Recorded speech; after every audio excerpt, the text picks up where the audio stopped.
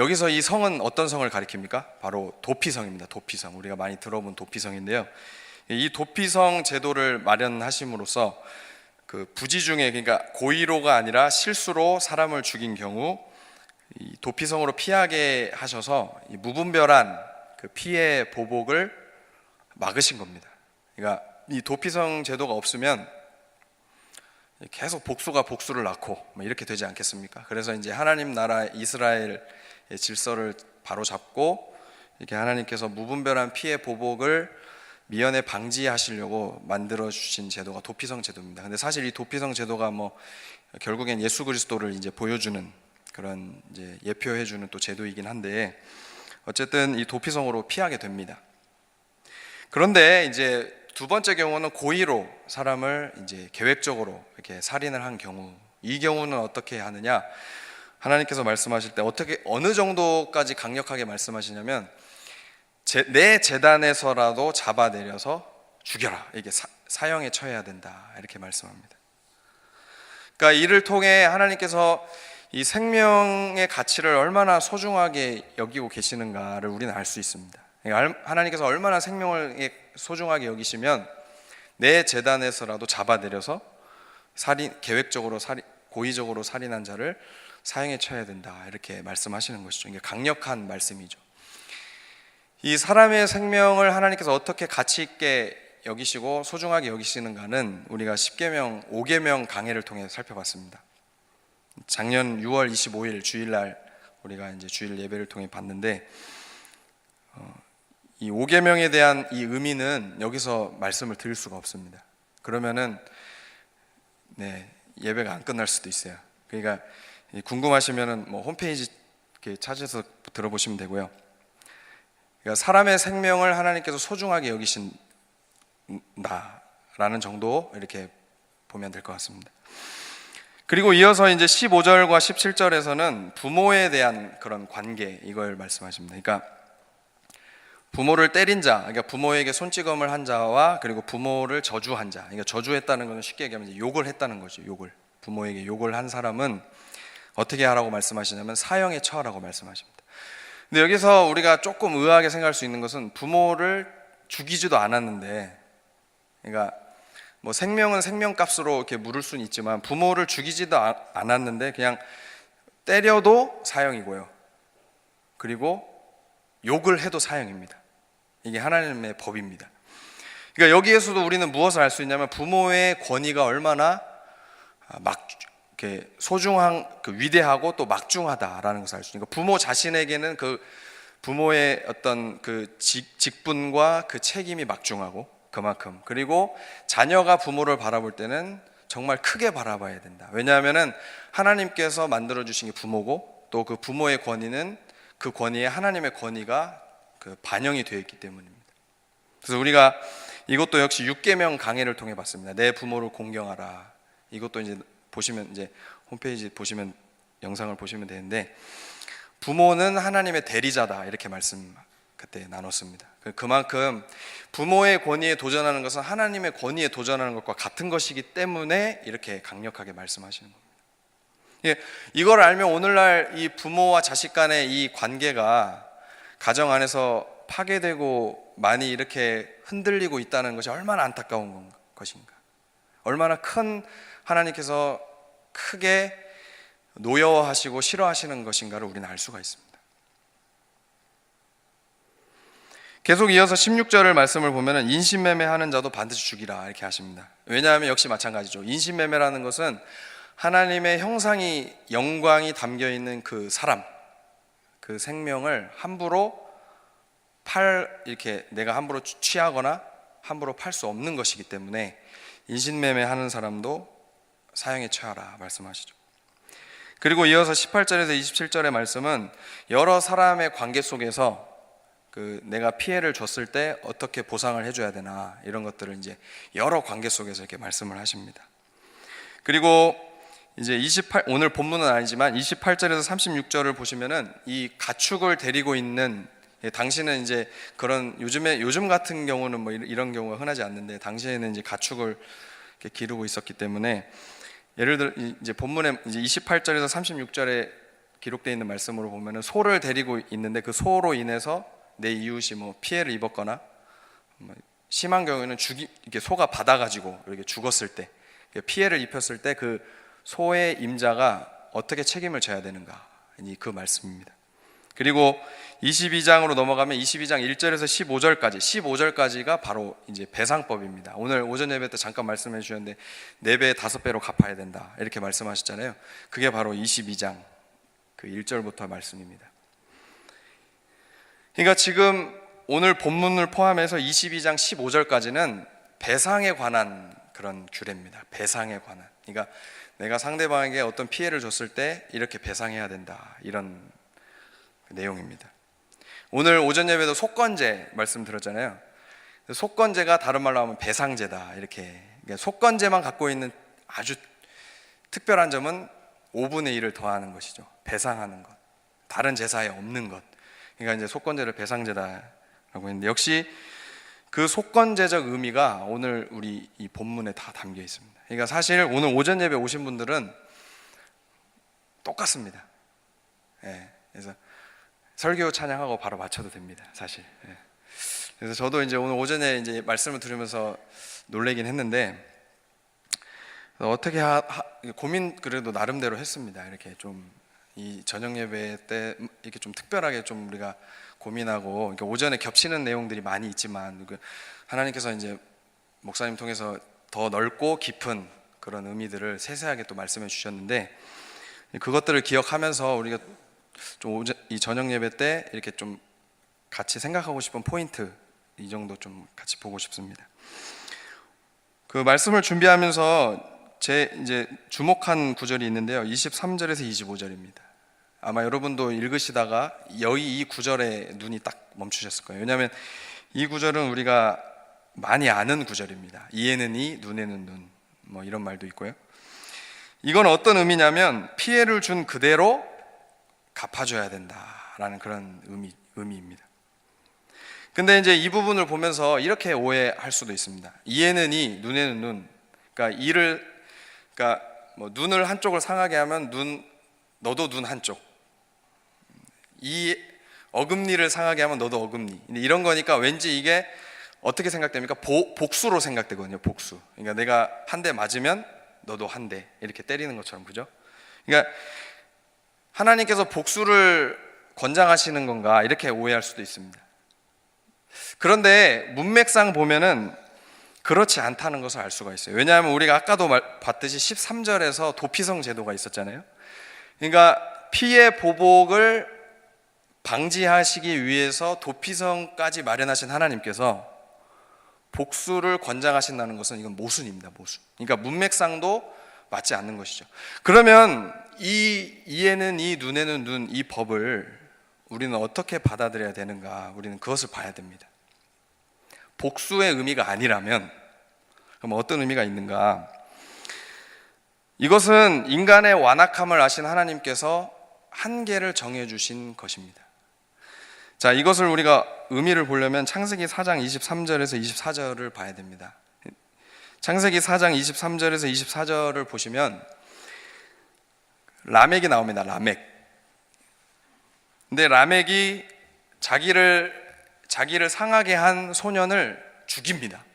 그러니까 분명히 얘기합니다. 라멕은 그러니까 상하게 했다는 것은 뭐 어떻게 뭐 맞았거나 상처를 입었겠죠. 그러니까 자기는 죽질 않았어요. 근데 자기를 해코지 한 어떠한 상함을 입혔는지는 모르겠지만 자신에게 상함을 입힌 그 소년을 자기가 어떻게 했다고 합니까? 죽였다라고 하면서 자랑하고 있어요. 자랑. 그러니까 이것을 복수를 좋아하는 죄인의 완악함의 절정을 보여주는 모습이에요. 그러니까 그냥 몰래 복수를 하는 것으로 끝나는 게 아니고 복수를 하고 그 쾌감을 느끼면서 그것을 외부에 막 자랑까지. 어떻게 자랑하냐면 가인을 위하여는 벌이 7배일진데 자기를 위해서는 벌이 77배다. 이거 얼마나 오만방자한 말입니까? 그러니까 복수를 해놓고도 그것을 부끄러워하지 않는 그 복수를 오히려 자랑하는 그 모습인데요. 근데 여기서 중요한 게 있어요. 라멕이 어떻게 했습니까? 자신은 상함을 받았는데 뭐로 갚아줬습니까? 더 심하게 죽이는 것으로 갚아줬다는, 이게 포인트입니다. 이러한 인간의, 죄인의 완악함, 그러니까 죄인은 내가 눈을 하나 딱 상하면, 우리는 그렇잖아요. 눈을 하나 딱 상하면 눈 그대로 하나 상하게 할 것 같죠? 그렇지 않습니다. 여러분들은 안 그러신가요? 저는 그렇더라고요. 저는 말씀을 묵상하면서 만약에 누가 나를 한 대 때리면 몇 대 때립니까? 2대 때리면 착한 거예요. 한 10대 때려야 되고 한 몇십 배로 갚아줘야 되잖아요. 람에게 똑같은 모습을 보여주는 게, 자기는 상함을 받았는데 죽이잖아요. 이게 죄인의 복수심이에요. 복수심. 이것을 아시고 하나님께서 한계를 정해주신 겁니다. 이는 이, 눈에는 눈. 만약에 이 한계를 이 법으로 정해주지 않으셨다면, 만약에 이스라엘 사회는 어떻게 됐을까요? 만약에 개똥이가 소똥이네 집에 소를 한 마리 이렇게 해코지해서 죽였습니다. 그러면은 어떻게 할까요? 소를 그대로 한 마리만 죽이고 끝낼까요? 아니에요. 그 온 집안에 있는 가축들을 다 죽이고 불태우고, 이렇게 해야 직성이 풀리는 거죠. 이게 죄인의 복수심이에요. 여러분, 우리 사회가 바로 그렇습니다. 우리가 보는 드라마나 영화도 똑같습니다. 요즘에 흥행 좀 한다 하는 드라마나 영화를 보면은 꼭 들어가는 스토리가 있어요. 그게 뭐냐면 복수 스토리예요. 복수 스토리. 특별히 아침 드라마. 이게 안 들어가면은 흥행이 안 돼요. 왜 이게 인기가 있을까요? 이거는 인간, 죄인 안에 있는 그 완악함, 그 복수심, 그것을 자극시켜주기 때문이에요. 그 스토리가 대리 만족을 느끼게 하고 쾌감을 느끼게 하기 때문에, 우리도 은연중에 그런 것들 보면서 막 박수치잖아요. 이렇게 하면서 잘됐, 뭐 어떻게 표현하시는지 모르겠지만 각자 알아서 표현하시잖아요. 너무 좋아하잖아요. 너무 속이 시원해 하잖아요. 그런 마음들이 다 우리 안에 있다는 겁니다. 근데 그 복수 스토리를 보면은 내가 받은 대로 그냥 그대로만 하나요? 아니에요. 내가 받은 것을 더 배나 갚아주는 게 스토리입니다.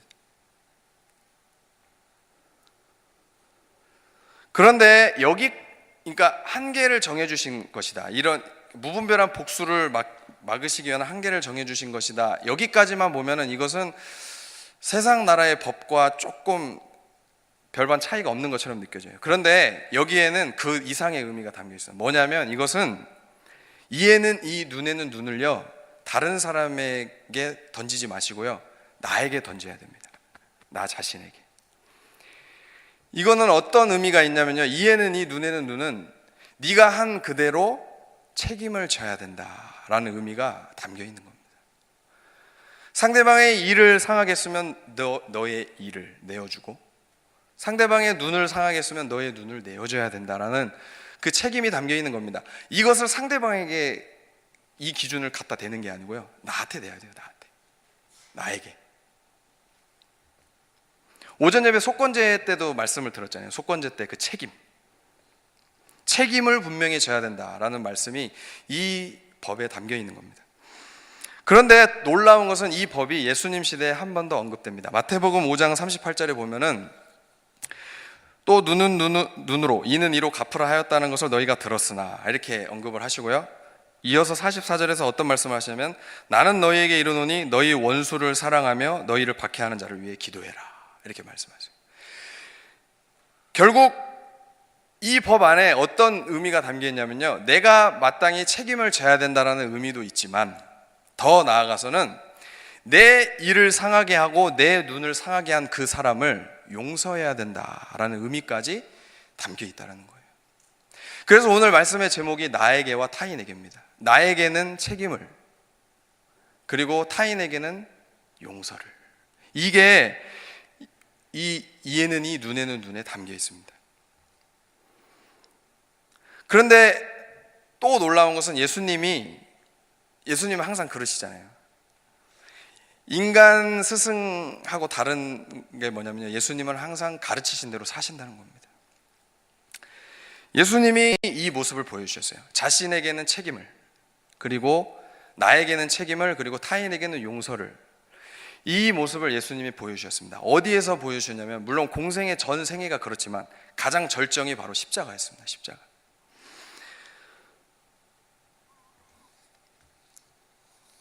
로마서에 보면은 사실 하나님과 우리가 어떤 자라고 말씀하십니까? 원수된 자라고 말씀하세요. 사실 우리는 하나님에게 어떤 존재였냐면요, 원수였어요. 원수. 죄로 인해 원수. 그냥 죄인도 아니고요. 그냥 죄인 하면은 뭔가 나 혼자 죄 짓고 그냥 가벼운 의미인 것 같은데, 그 죄 때문에 우리는 하나님과 원수된 자다라고 로마서에 분명히 말씀하세요. 그 원수된 우리를 예수님이 어떻게 하셨냐면, 그 원수된 우리가 져야 될 죄의 책임을 예수님이 지셨다는 거예요. 오늘 오전 예배 때 목사님이 이사야 53장의 그 어린 양, 예수님 어린 양 대신 그게 속건제물이라고 말씀하셨잖아요. 그러니까 예수님 스스로가 이 땅에 하나님과 원수된 모든 죄인들의 죄의 책임을 지셨다는 거예요. 근데 재밌는 건 뭐냐면, 본인이 안 지셔도 되는 책임이었어요. 본인은 전혀 안 지셔도 되는데 우리가 져야 마땅한 책임을 예수님이 지셨다는 거예요. 근데 더 재밌는 게 뭐냐면요, 그 죄인의 죄의 책임을 지시고 십자가를 가셨던 예수님 주변에 누가 있었습니까? 예수님을 응원하고 격려하고 찬양하는 무리들이 있었나요? 아니에요. 예수님께서 십자가를 지시고 가신 그 길은 원수들이 득실거렸던 길이었어요. 십자가를 지셨던 예수님을 향해서 조롱하고 멸시하고 욕하고 핍박하는 그 원수된 무리들, 정말 원수인 것을 분명하게 보여주는 그 모습을 띈 사람들이 예수님 십자가 가신 그 길에 득실거렸다는 거예요. 예수님 조금만 힘내세요. 예수님 감사합니다. 우리가 예수님 위해서 기도할게요. 이런 무리들에 둘러싸이셔서 십자가를 가셨다면 좀 이야기가 달라지는데 아니었다는 겁니다. 오히려 더 적극적인 반대로 예수님을 욕하고 조롱하고, 네가 메시아면, 네가 하나님의 아들이면 십자가에서 내려와 봐라, 이렇게 하는 그 원수된 것을 분명히 보여주는 그 무리들에 둘러싸이셔서 끝까지 가셨다는 겁니다. 십자가를 중도에 포기하지 않으시고, 에이 나 못하겠다 이렇게 하지 않으시고 끝까지 가셨어요. 그런데 더 놀라운 것은, 끝까지 가신 것도 놀라운데 더 놀라운 것은 그들을 향해서 한마디도 원망과 불평을 표현하지 않으셨다는 겁니다. 그러니까 쉽게 얘기하면, 야 내가 이 십자가를 지는 게 다 니들 때문이야, 니들 때문에 정신 좀 차려라, 이렇게 하지 않으셨어요. 누가복음 23장은 34절에 아버지 저들을 사하여 주옵소서, 자기들이 하는 것을 알지 못합니다. 아버지 저들을 사하여 주옵소서라는 말에는 어떤 의미가 담겨 있나요? 그 죄의 책임을 그냥 사해지나요? 아니죠. 항상 하나님께서 죄를 사하시는 원칙에는 그 죄값이 반드시 치러져야 돼요. 어떠한 방법으로든지. 아버지 저들의 죄를 사하여 주옵소서라는 이 예수님의 고백에는 어떤 의미가 담겨 있습니까? 그냥 저들의 죄를 용서해 달라는 의미가 담겨 있는 게 아니에요. 그 의미만이 담겨 있는 게 아닙니다. 아버지 저들의 죄를 사하여 주옵소서, 그 안에는 내가 책임지겠습니다, 내 탓입니다. 우리는 그렇잖아요. 우리가 자주 하는 말이 뭡니까? 네 탓, 당신 탓. 그런데 예수님은 니들 탓이야, 네 탓이야라고 한마디도 안 하시고 끝까지 예수님이 하셨던 말은 내 탓입니다, 내 책임입니다, 이 모든 것이 다 내 책임입니다. 사실 인간이 죄를 지은 것은 누구의 책임입니까? 우리의 책임이잖아요.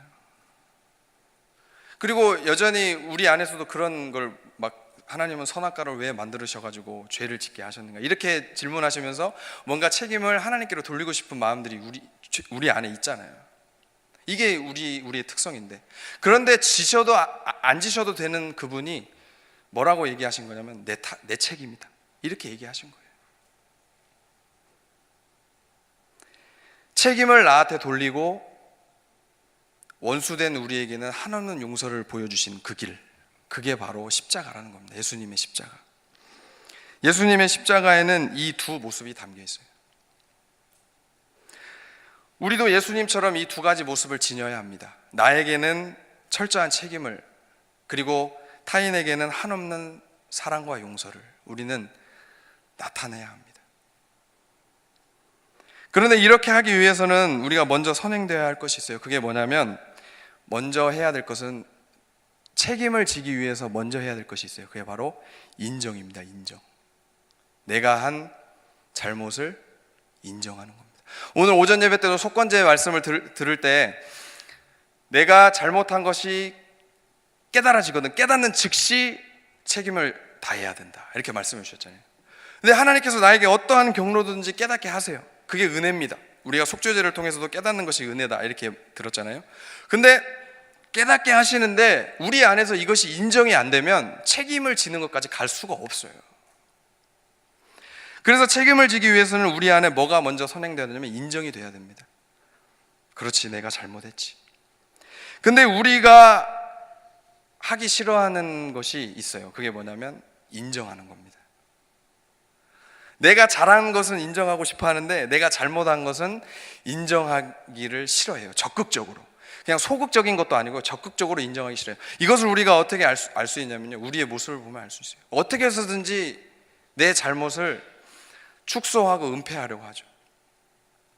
요즘에 개봉하는 영화들 보면은 꼭 나오는 게 있잖아요. 내가 한 잘못을 알고 있는 유력한 증인을 어떻게 합니까? 어떻게 해서든지 죽입니다. 죽여서 내가 한 잘못을 덮으려고 해요. 근데 우리 안에도 이런 모습이 있습니다. 우리가 잘하는 게 있습니다. 두 가지를 잘하는데, 우리가, 저만 그런 게 아니고 우리가로 하겠습니다. 좀 너무 마음 상해하지 마시고요. 우리가 잘하는 게 두 가지가 있는데, 첫 번째는 내 잘못을 축소하는 겁니다. 그리고 두 번째는 뭐냐면요, 타인의 잘못을 과장하는 거예요. 근데 내 잘못을 축소할 때 쓰는 방법이 뭐냐면 타인의 잘못을 과장시켜서 내 잘못을 덮습니다. 그러니까 타인의 잘못을 과장시켜서 부풀려 가지고 크게 만든 다음에 그 뒤에 나를 이렇게 숨기는 거예요. 창세기에 보면 아담이 그랬어요. 아담이 분명히 자기가 먹어놓고 어떻게 합니까? 하나님이 주신 저 여자가, 이렇게 하잖아요.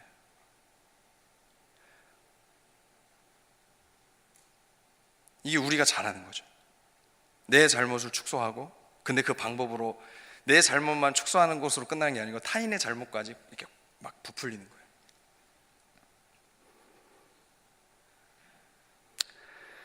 내 잘못을 인정하기 싫어하고 더 나아가서 책임을 지기 싫어하는 모습입니다. 근데 이런 모습이 그리스도인들에게 많이 있죠. 오늘 오전에도 밀양이라는 영화, 이걸 또 언급하시면서 말씀해 주셨잖아요. 우선 이 밀양이라는 영화가 우리나라에서만 화제가 된 게 아니고 저기 국제영화제 상 받은 것도 아시죠?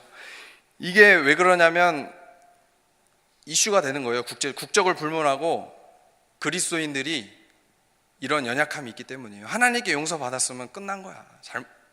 더 이상 내가 할 책임이 없어. 이런 모습들이 이 세계를, 이 세상을 아프게 했기 때문입니다.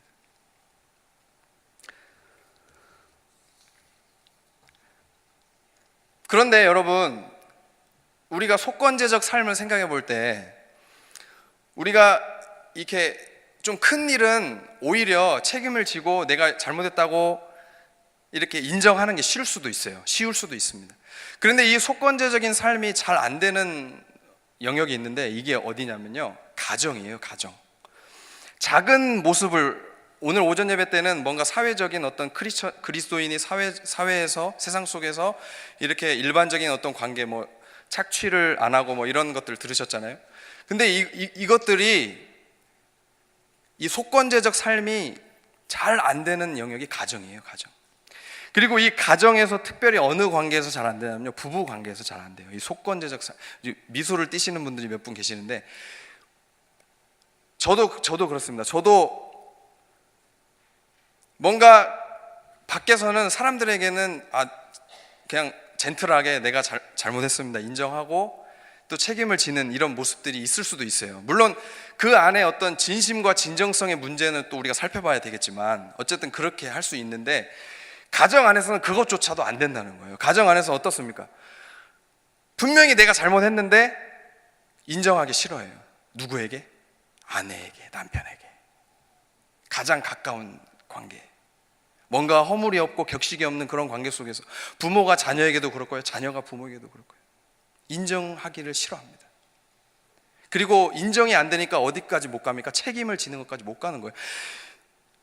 특히 이 책임을 전가하는 이 모습들이 어디서 많이 나타나냐면요, 자녀 양육 문제에서 많이 나타납니다.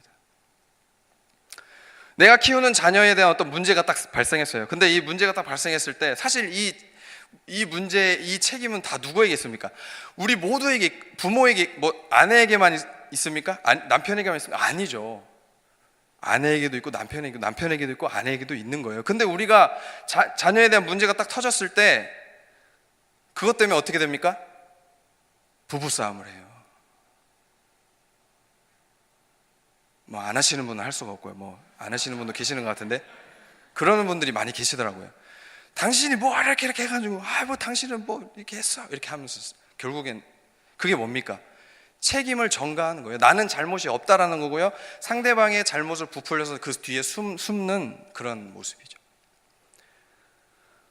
내가 내 탓이야, 내 책임이다, 이런 고백이 부부 사이에서 나오지 않는다는 거죠. 여러분, 작은 것에서부터 잘 돼야 뭔가 큰 문제가 생겼을 때 되는 것입니다.